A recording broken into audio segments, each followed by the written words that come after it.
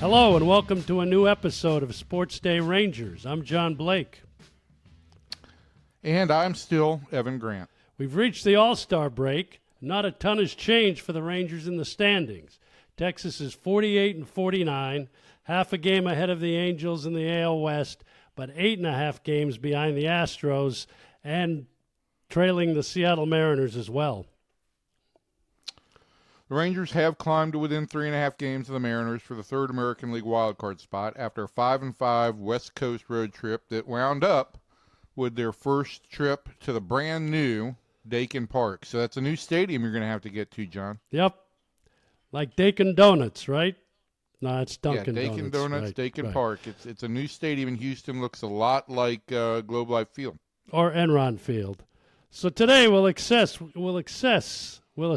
where the Rangers are ahead of a critical homestand that includes a 3-game series against the best team in baseball, but the Tigers will be coming in with a 4-game losing streak. We'll also talk to Rangers Hall of Famer and one of the best players ever to wear a Rangers uniform, Josh Hamilton. And we're going to revisit some of the highlights of that memorable home run derby in 2008. And you're going to talk about some other some other All-Star game memories in the always popular archives in Arlington.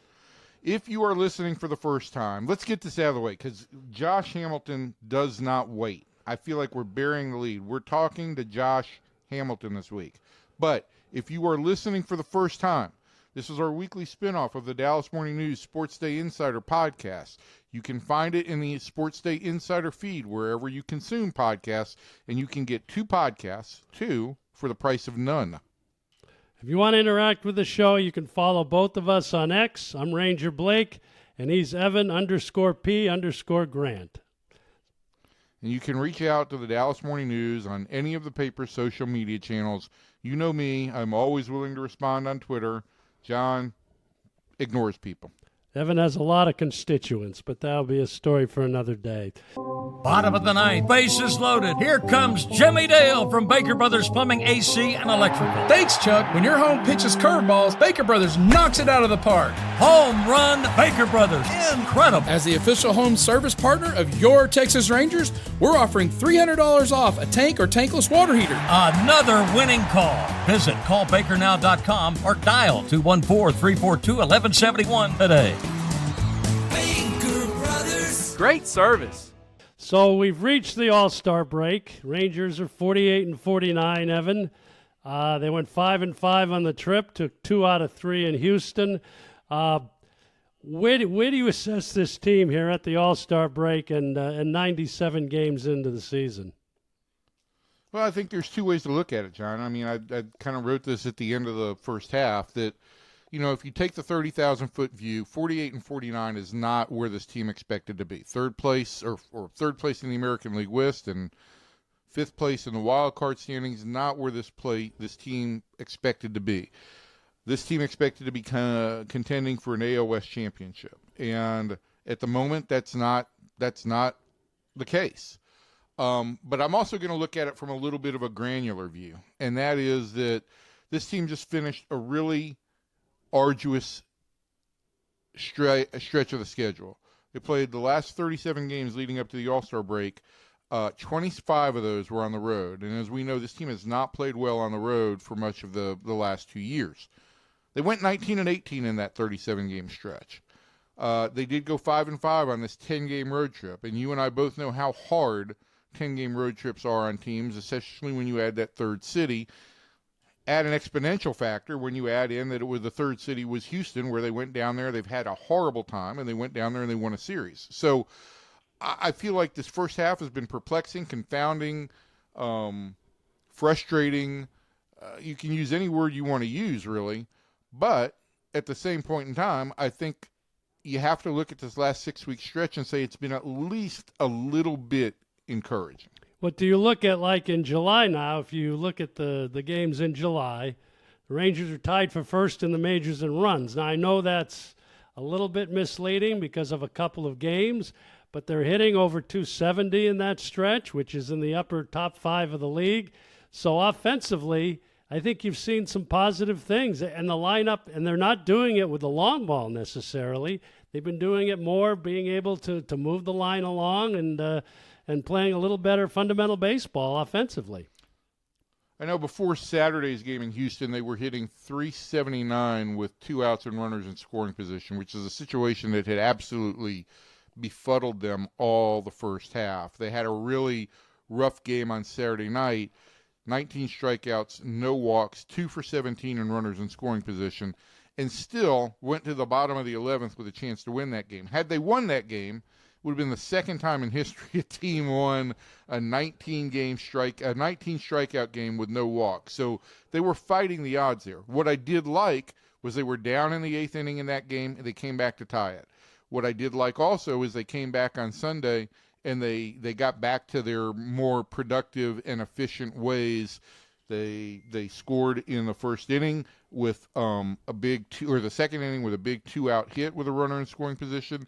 They manufactured a run with Alejandro Osuna and a sacrifice fly. For me, the Rangers did more things that suggested the resilience that Bruce Bochy likes to talk about. They've talked about resilience all first half. I'm not sure I saw a ton of resilience until the last week, when even in the losses, it seemed like the Rangers got down and battled their way back. So 4-day All-Star break for essentially the entire team. Jacob deGrom is going to Atlanta, but the only real action will be when he tips his cap during the introductions. Who do you think can use the rest during this break? With the bullpen, obviously, which was running on fumes a lot here over the last 10 days. Well, let's just face facts, John. I mean, the All-Star game, the best part of the All-Star game is when players tip their hats. And now that they're wearing their own uniforms again, it's going to be it's a fun moment. After that, the game, there's no real chance for guys to excel because they basically all take one at bat, and then you give way to the reserves. So, and in Jacob's case, he ain't going to top what he did, with the exception of an immaculate inning. I mean, he had a 10-pitch strikeout the side inning in 2016. So, all things concerned, Jacob is in the right place and doing the right thing. We can argue about Nathan Eovaldi, who really, pitching-wise, his numbers suggest that he should be in the All-Star game. To answer your question, this is by and large the answer. This bullpen needs a rest. In a lot of ways, this bullpen, I asked Bruce Bochy about this on Sunday, this bullpen has been a victim of its own reliability. The Rangers have 6 guys who have pitched in 35 or more games this first half. They've all stayed healthy. They've all answered the bell. And as you've gotten into the latter stages of the first half, some of that workload came down, on them. Also, you tried to manage deGrom's innings a little bit more in the last stretch of the first half. Eovaldi was coming back from his IL stint, so he was going shorter. So that added another level of workload there. And I think that what Nathan Eovaldi did on Sunday in going 7 2/3 innings after an 11-inning game, this is a guy who just understands the assignment. It was still important to give those guys a day's rest that day, and now they get this 4 days rest. I think it puts the bullpen back in order the way the Rangers would like it. And do you think John Gray, obviously, had a little bit with the rain out in Round Rock yet on a Sunday, didn't get his second rehab start. Can Rangers expect John Gray here in the second half to provide them a boost out of that bullpen?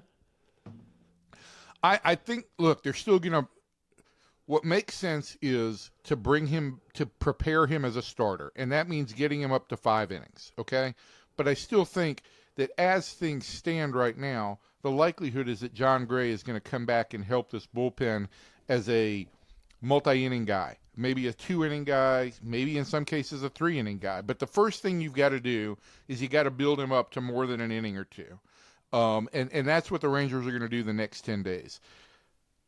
They could bring him back the last week before the trade deadline if the first 10 days of the second half go really poorly and maybe show him off for some teams as a potential trade piece. Or they could, get to August, keep this team together and say, we're going to put John Gray in the back of the bullpen. And hopefully at that point in time, Josh Sborz has made a little bit more progress in his rehab. and maybe they've got 2 reinforcements coming for the bullpen, which is the biggest place this team needs to add at the deadline anyway. And if you've got 2 veteran experienced arms that you can recall in that situation, you may be in better shape than you think. And just one other question here about the schedule. You mentioned the road warriors here over the last 37 games. Coming into the start of the second half, 18 of 24 will be at Globe Life Field. Now, there are some tough customers in that stretch with the Tigers and the Yankees and the Phillies. And even the Braves obviously are always dangerous. But it does give the Rangers a chance here to make a little hay at home. Listen, over the second half of the season, the Rangers have more home games than any team in the American League. They have 36 of their remaining games at home. Yes, the Tigers do come in, but they start the second half with a 10-day homestand with Detroit, the Athletics, who have no home, and Atlanta. And as good as the Braves have been traditionally, they are struggling this year. And the Braves may start to peel some pieces off this year as well. You've got a right around the deadline, right as the deadline hits, you've got that 4-day series in Seattle, which is going to be huge for the Rangers at that point in time. But to your point, John, even though the schedule is hard in the second half in terms of winning percentage, I'd much rather have a home field advantage over the stretch of the second half than having to play a significant number of games on the road. Let me just point out one other fact. One of the teams the Rangers need to catch up to in the wild card race is Tampa Bay. Tampa Bay played a preponderance of their games at home because of the hurricane and weather situations in Florida in the first half. I think there's a 9-game difference in home and road splits for the Rangers and the Rays in the second half. I think it's 4 or 5 games with Seattle. I don't have the numbers in front of me right now, but they've got a significant advantage there, and it does create some opportunities for the Rangers to make up ground. The one thing I don't like is that there aren't a ton of games for the Rangers against these teams that they're chasing in the wild card race. They don't have any more games with Tampa Bay. They don't have any more games with Boston. So they're going to have to play really well. It's a challenge. They put themselves in this position with their poor play in the first half, but there is an opportunity for this team to play better. Well, we'll see what happens here out of the break. Big homestand, as we've discussed. So let's move on to the most excitement, I think, on this podcast. I'm really excited about our guest on the podcast. It's Josh Hamilton. He's one of the best players I've ever seen, a perennial MVP candidate on the Rangers' first 2 World Series teams. And we'll talk to one of the most popular Rangers of all time coming up next.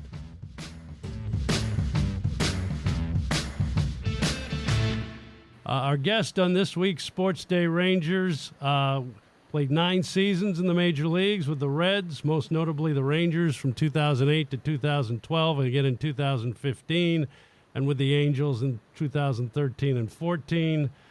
With Texas, was a 5-time All-Star, started 5 consecutive All-Star games, 3 Silver Sluggers, has the 3rd highest all-time slugging percentage in team history at .542 and an OPS at .901.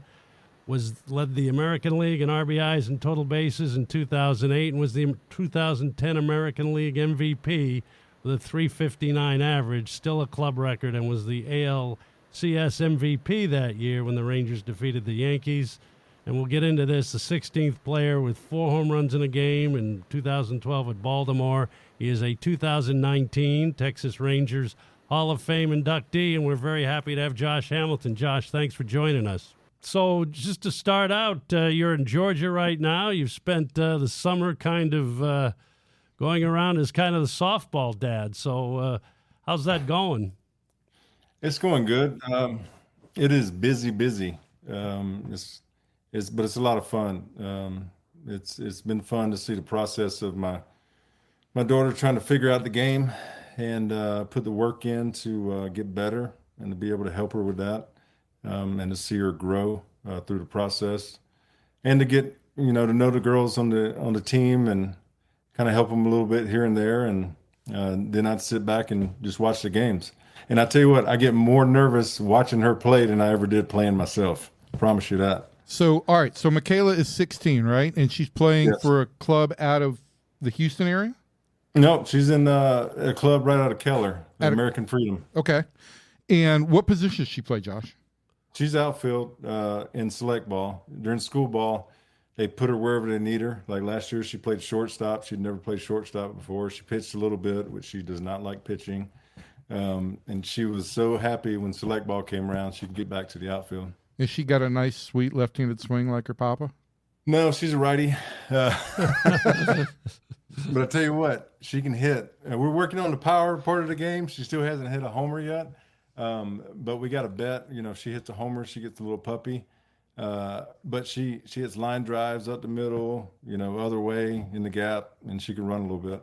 So you said you get nervous watching her. What is it like as a father and with your background?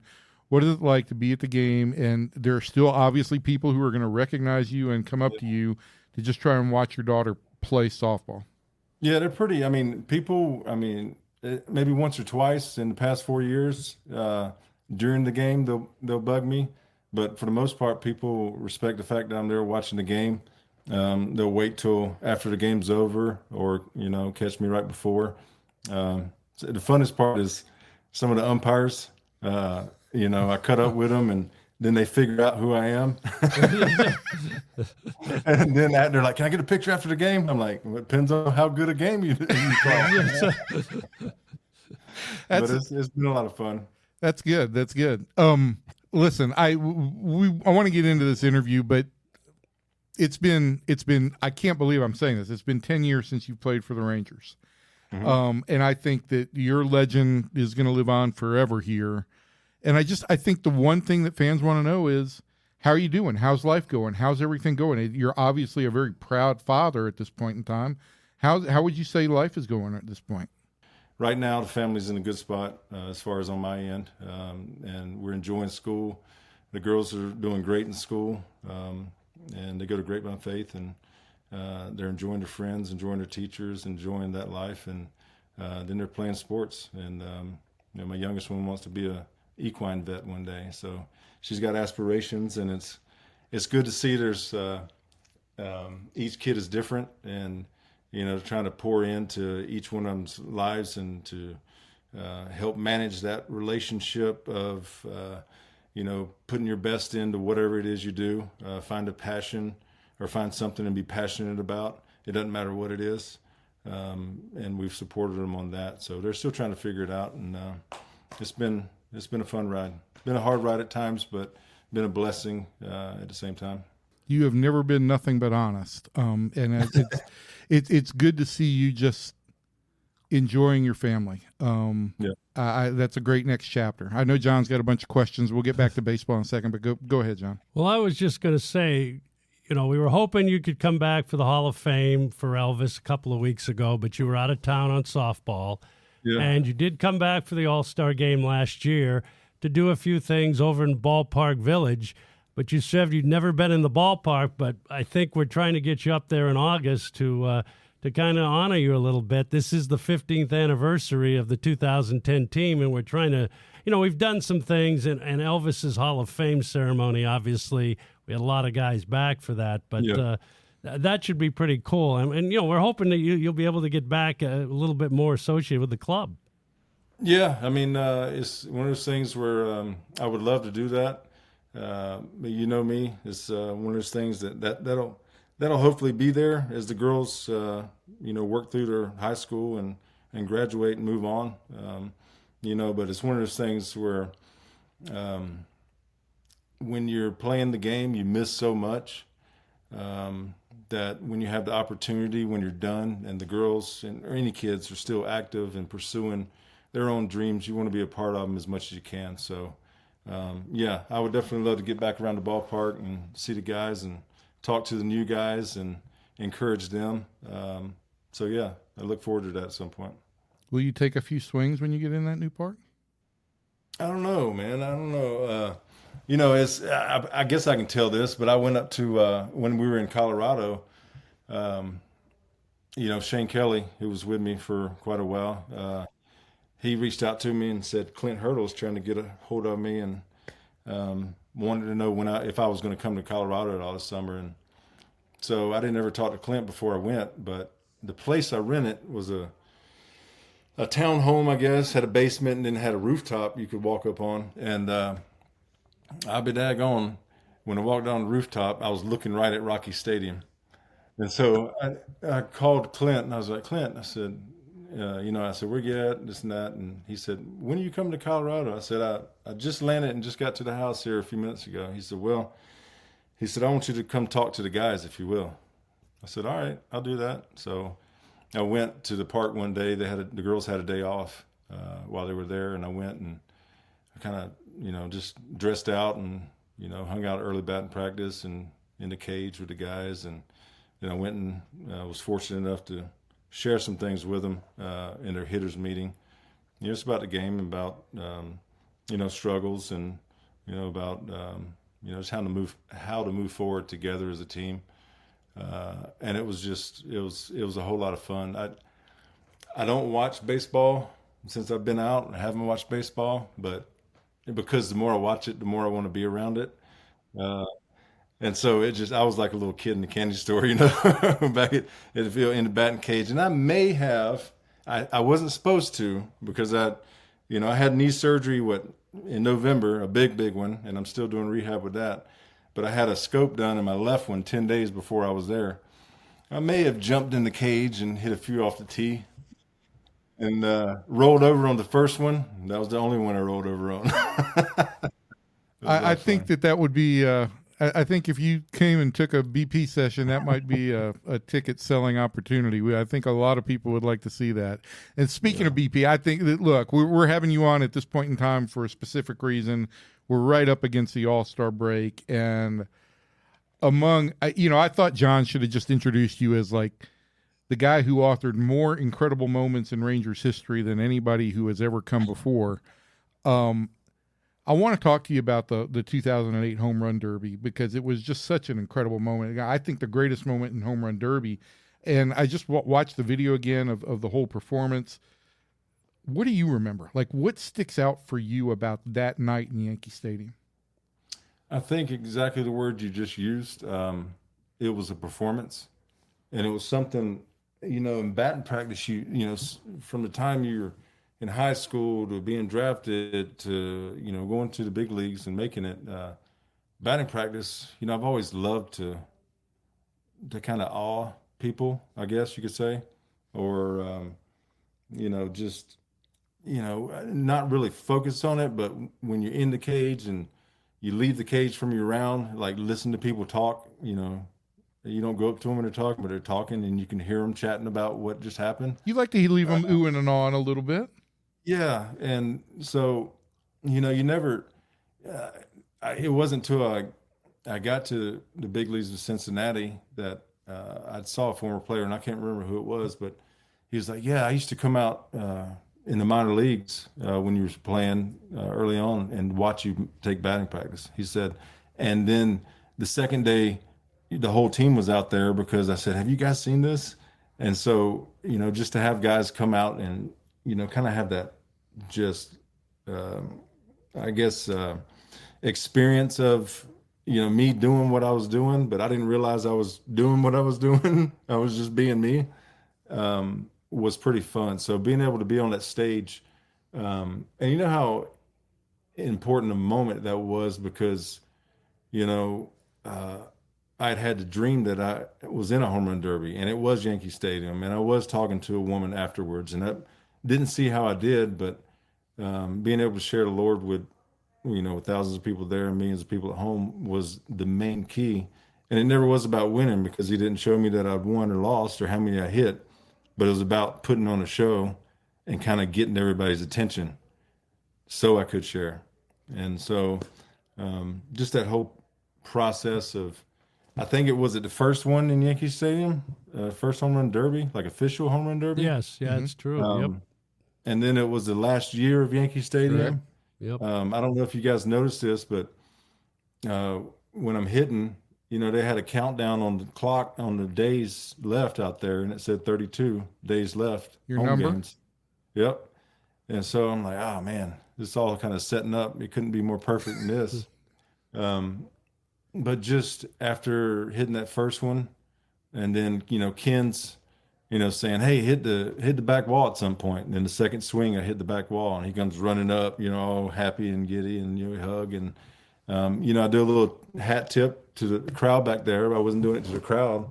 My mom and dad and brother and everybody was sitting back there. I couldn't see where they were at. I just knew they were back there. So I did that to them, and then after that, it was the buildup of just. I think I got to 8 outs and then hit 13 in a row or something like that. 13. Yeah, so it was pretty amazing. And I remember what's his face, Morgan, saying he needs to make it out and get to the gold ball and win some money. I'm like, that would have been a great idea, but I couldn't stop or couldn't figure out how to do it different. And but it was fun seeing all guys on both sides jumping up and having a good time, and hearing the fans.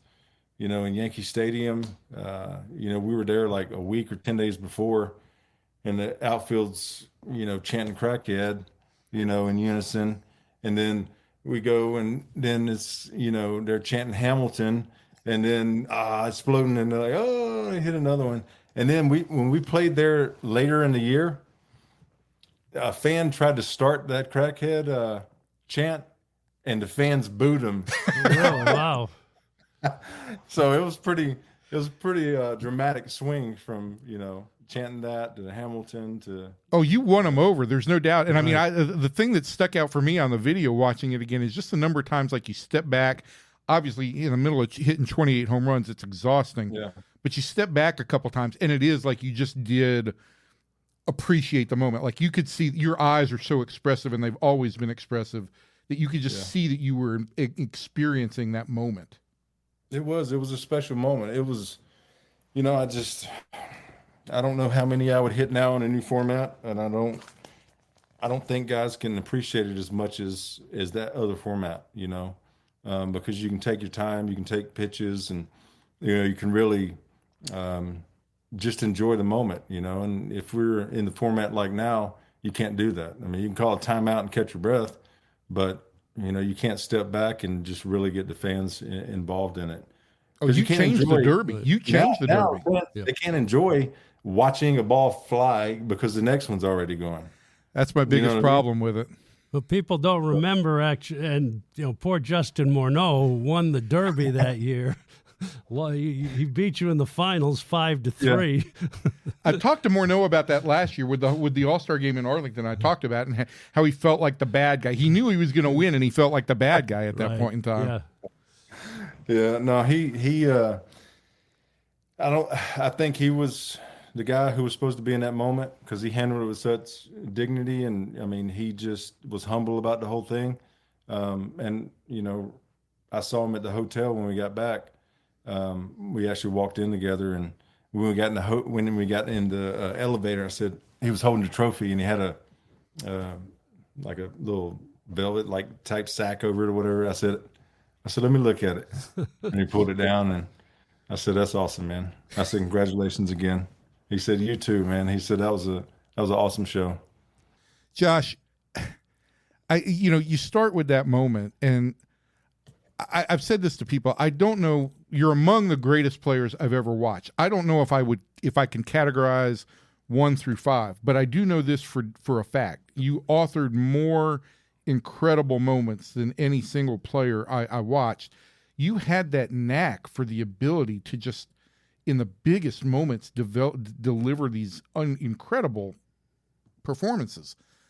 You thrived on that, didn't you? I mean, how much did that kind of get you going? It did. As a player, you should want to be in those moments. I mean, you think about back to playing in the yard as a kid, wiffle ball, whatever. I mean, you say these crazy moments out loud, and I think sometimes guys forget that they grew up that way, and sometimes they get overwhelmed by just pressure, I guess, in general. The atmosphere, because nothing changes in the game. Everything's the same between the lines from the time we were T-ball to the big leagues. The only thing that changes is your surroundings, how big the stadiums are, how many people are watching. So if you can focus on that moment, and I had moments where, I was put in pressure situations where maybe I wasn't having, maybe I was in a slump, or maybe things weren't going the way I wanted them to go, but was still able to, quote unquote, clear the mechanism, I guess you could say. Like was it For Love of the Game? Yep. When the guy's up there pitching, he's like, clear the mechanism, and it just, everything just kind of drowns out. So it's, hey, I remember, before that All-Star game in 08, I came up against, what's the guy's name? Closer for the Angels.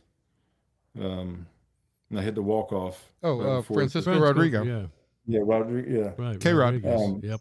But I was in the outfield. I was in right field that night, and man, I was struggling. I hadn't hit a home run in quite a while, and I was like, man, I felt like the enemy was telling me, like, enemy, I mean, the man downstairs, that I wasn't good enough and I couldn't do this, and like all these things were running through my mind, and I was like, it's like, what? And it's exactly what I tell my girls now when they tell me, hey, I can't do it, or I just, whatever they're doing, they're failing at it, and they're like, I can't do it. And so I used this simple 3 little liner. I said, remember this. I said, girls, I can, because I have done it before. I can do it because I have done it before, and I will do it again. So you can't let what's going on right now in this moment, your failure, define your future efforts and your future goals and dreams. Because if you've done it before, if you can do it because you've done it before, I have done it, and I will do it again. And that's kind of the mentality you have to have. And that's the great thing about baseball is, and especially, as you get to a higher level, you do it so much. The day before, it doesn't matter because it's gone and over with. You got a new chance at it today. So I think that's why I was able to do what I did, because I had a memory like a goldfish. 10-second memory. It's necessary in this game. It really is. What was it like, those 10, 11, and 12 teams? I mean, Ranger fans still gravitate to that. And every time, we put a guy in the Hall of Fame or whatever from that era, and these guys, they still have that chemistry. What was it like for you playing with that group of guys? It was special. I mean, I think about it a lot too.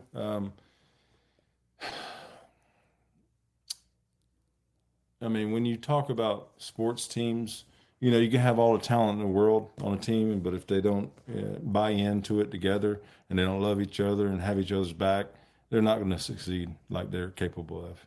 And those 3 years, the guys we had and the guys we added bought into it. And it didn't matter if you were a starter every night or the guy that came off the bench. Everybody had that equal, everybody was equal. If a guy came off the bench, all the starters were cheering for him wholeheartedly and meant it. Everybody was engaged. And being able to, come up with some stupid, funny claw and antlers and all that stuff and getting the fans involved in it, it was fun to see from the end of 09 through 10, the end of 09 when, fans, if it was the 7th inning and we were down by 5, fans would start trickling out. And then you got the end of 09 to 10 to 11, those fans, if we were down by 6 with 2 outs in the 9th, it was still packed. Right. They just had that feeling of belief, like, hey, we've seen it before and these guys can do it, so we're not going to miss it. And that's the feeling we had too as players. Like, it's not over till the last out's made. And that's the mentality we had. And we got the pitching because it's all about pitching, baby. You can score. It wasn't 08. I think we had, I don't know how many games we'd score 10 or 11 runs and still lose. Rangers kind of have like, the opposite problem this year. I know you're not watching a lot of baseball, but that's kind of the issue this year. They're not giving up many runs, but they're not scoring many. Yeah. So, yeah, I mean, just the chemistry of those teams. And like I said, it wasn't about one individual player. We cut up with each other. We loved each other. We had each other's back. And it was and we knew we had the ability to win. And that's what we did. I mean, that's what we focused. If a team beat our butts one night, it was a fluke because we come out the next night and do it to them. So we were able to bounce back really quick. Josh, that is one thing that I think really worked so well for those teams is that everybody did have each other's backs. There was a level of communication. There was a level of engagement. There was a level of involvement. Did that just happen organically, or was there something that kind of created that? It really does start with coaching staff. I mean, when you put guys together and have the talent to play the game, we police ourselves to a certain point. But you have to have the leader and a coach, a bench coach, a first base coach. I mean, everything has to work together because we interact with the coaches just as much as we do each other.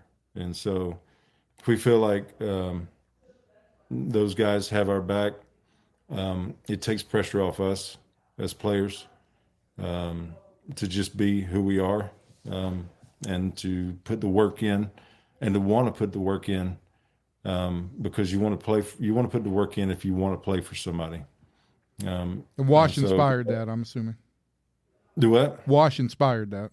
Yeah. Wash and Gary Pettis and even Clint when he was there in 2010. Maddox. Missing. Why am I missing the bench coach? I can't. Jackie Moore. Jackie Moore. I mean, just. All those guys, when the coaches work well together, I mean, it's just like when parents parent together. I mean, the kids are going to, get what they need in a home environment, and that's when you got good coaching staffs. That's what they're doing. We're grown men, but I mean, we're still playing a kid's game, and for them to figure out how to put it all together.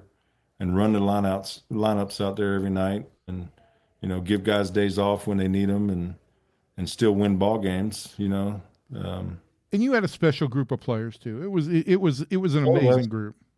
It was. I mean, it really was. I mean, from 2000. I mean, even go back to 2008, we had a good group of guys. We were just missing a couple, 2 or 3 key players. But to think about Vladdy and 10 and, just, it was fun, and getting Lee and Cliff and, some other pitchers is, John and JD and Nolan, they did a good job, from the top down, putting things together. Sure. And making them work. So you came back, and Evan mentioned this a little earlier, 10 years anniversary of that 2015 team. You were able to come back to the Rangers and trade with the Angels. And then you had a lot of injuries in 2015, but you got to play and contribute to a team that did win the American League West title on the last game of the season against the Angels. What was it like to be able to come back and kind of finish your career in Texas?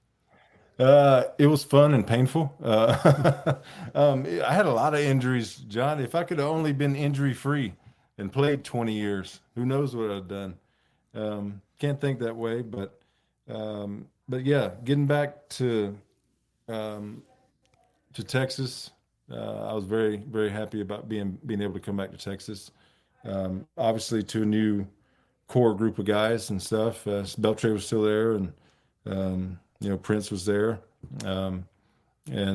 but they welcomed me in, and it was one of those things where I wasn't the guy anymore, and I was okay with that. but I wanted to help the team as much as I possibly could. Be the best they could be, and being able to, come back in that situation. And then it was like at some point there shortly after the switch flipped and we started getting after it. And we started having we had that reminiscence of the old, 2010, 11, 12 team of just cutting up with each other, playing hard. Everybody, whoever stepped in for whoever, got the job done, and played and played for the team and played for the city. And so I think, was it the day before? Was it the second day? I can't remember which day it was. I hit 2 homers against the Angels. Was it the day before? Yeah. The last game? Yeah. I can't remember, but I thought we had that one won. That was a wild game. Right? That was a crazy game. Yes, it was. Because I came out of the game, and I remember, I came back, my knee was hurting me, and I just felt like it wasn't stable, and, didn't play for like 3 weeks or something like that. And then I think in San Diego, I hadn't played for 3 weeks, and then I got a pinch hit against, was it Wagner? I think it was. God, your memory's better than me on those things. Yeah, is it Billy Wagner who was the left-handed? It was Billy Wagner, yeah. Yep. Yeah. So I got a hit against him, and then we ended up winning that game. And then I think I ended up having surgery, to clean my knee out. And then 6 days later, I started in left field, and, I made a catch. Victorino hit a ball to the wall, and I made a catch sliding into the wall and hit my knee on the wall. And after the game, it looked like a balloon that was swollen so big. And I remember talking to Doc. I was like, Doc, it doesn't hurt. He was like, yeah, but we'll get the fluid out, man. It'll feel a lot better. As soon as he pulled it out, I'm like, oh my God, put it back in. It started hurting so bad, man. I was like, put it back in. He said, well, I can't put it back in. I'm like, you had to figure something out. Yeah, I mean, the idea that your career was cut short by the number of injuries, and I still remember sitting down with you in 2016 at spring training and just talking about what you still wanted to accomplish, and unfortunately that didn't come to be. And it just it blows me away that it's been 10 years since you last played on a big league field, and I'm just glad to see you in a good place, and I think a lot of Ranger fans are going to be as well. We go back 18 years now, Josh, and I still will never forget the day I met you in North Carolina, and you. I think we had a drug tester come to the house that day, and you said to me, hey, do you want to see me pee? And I was like, nah, I'm okay on that. I'll trust you. But you've always been authentic, honest, charming. I know that in the reporter-player relationship, we've had moments where there was some tension. But my goodness, what a tribute, or what a treat it has been to watch your career. And I think it's a real treat to see you now really taking joy from being around your daughters. I'm glad you're in a good place, man. I appreciate it, Evan. And I appreciate it, too. We went through some stuff, and you were always stand up when we needed to get something done. And it was, there are I've been doing this now 47 years, Josh, and there are players that come along that you work with that you'll never forget how you worked with them and how they worked with you. And you're right at the top of that list, so I appreciate it. I appreciate it, John. You guys and fans don't realize, they think I struggle like all the time. Those were like just moments, when I struggled. Those were one-off things, and it wasn't like it was an everyday. Oh my God, he's falling off. No. It was like, okay, circumstances and situations, of my life, I allowed to take over instead of working through them. I just had a moment of weakness and went out and did something stupid. So I hate I did it.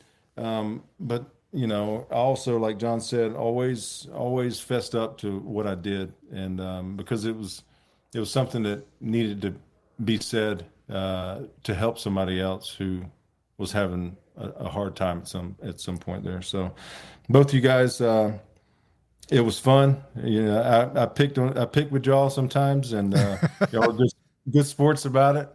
But I always have fond memory of you guys too. And thank y'all for making it a little bit more fun to come to the park.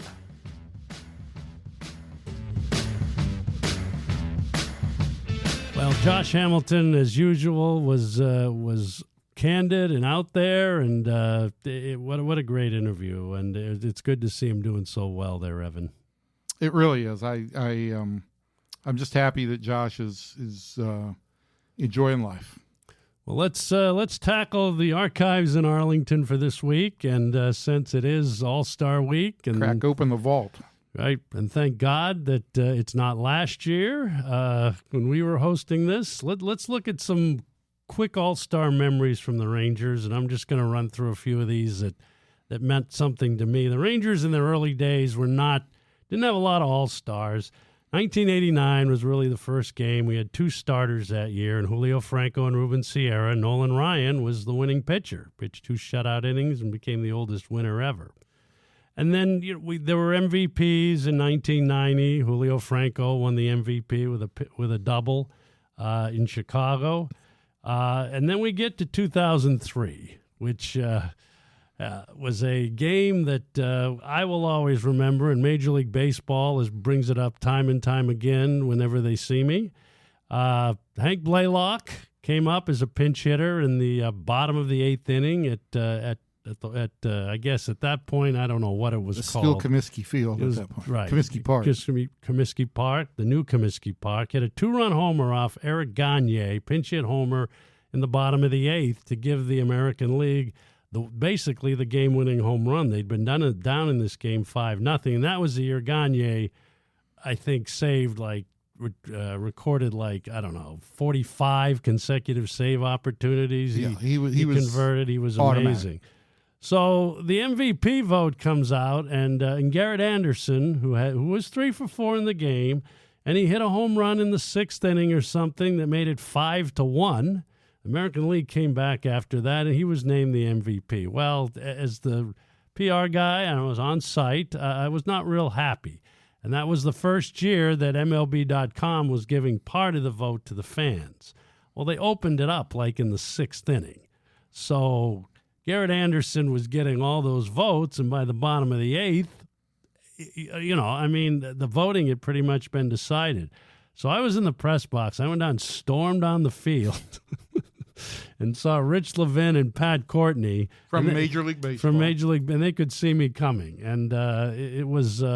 I told Hank I did everything I could, but Garrett Anderson won the MVP. I still don't know. I mean, people have seen you on TV, slashing your throat and other things, but I don't know that anybody quite knows the explosiveness of the John Blake temper at the peak of John Blake's career. So just understand that, in the Major League Baseball offices, it is kind of legendary that they have to manage John a little bit. And that was a bad one. I'll admit that, and probably one that I will regret. But I still to this day believe that he should have been the MVP of that World Series. And then All-Star game. All-Star game, sorry.